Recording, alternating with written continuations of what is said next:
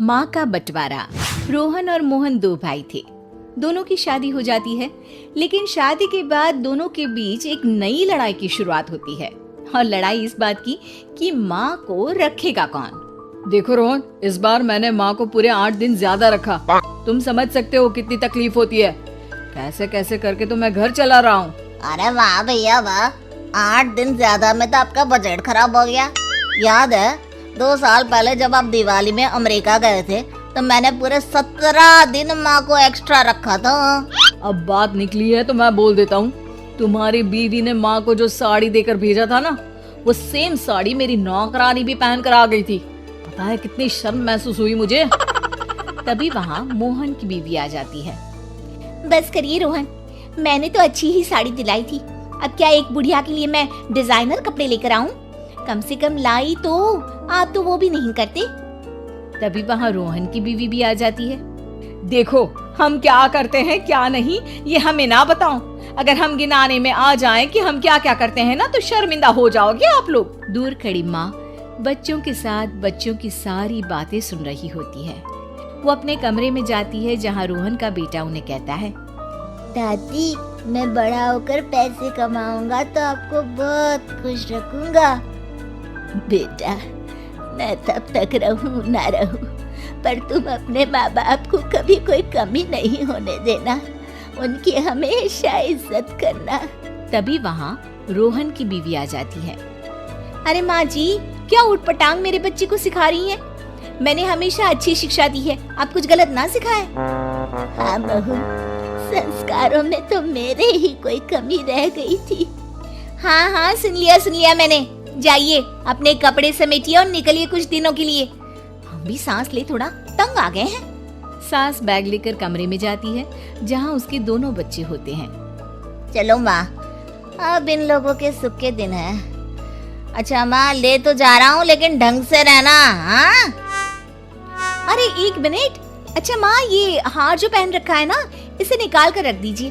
अरे माना कि आपका है लेकिन महंगा है, कहीं वहीं ना छोड़ आइएगा।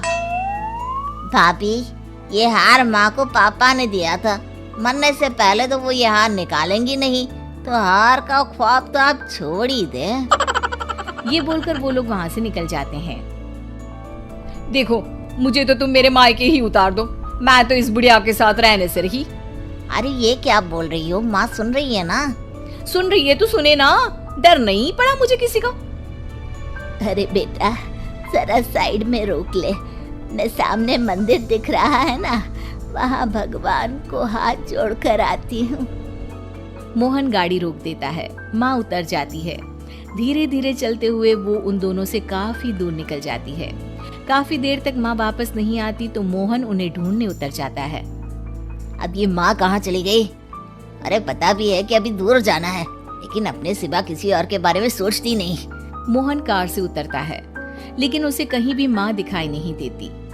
अरे माँ कहीं नहीं दिख रही, पता नहीं कहाँ चली गई।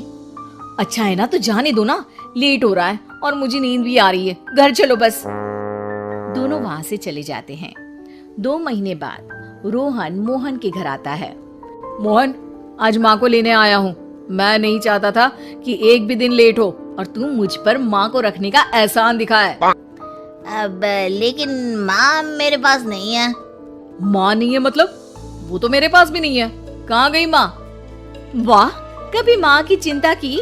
2 महीने से तो एक फोन भी नहीं किया, आज माँ की टेंशन दिखा रहे हैं आप। मोहन रोहन को सारी बात बता देता है।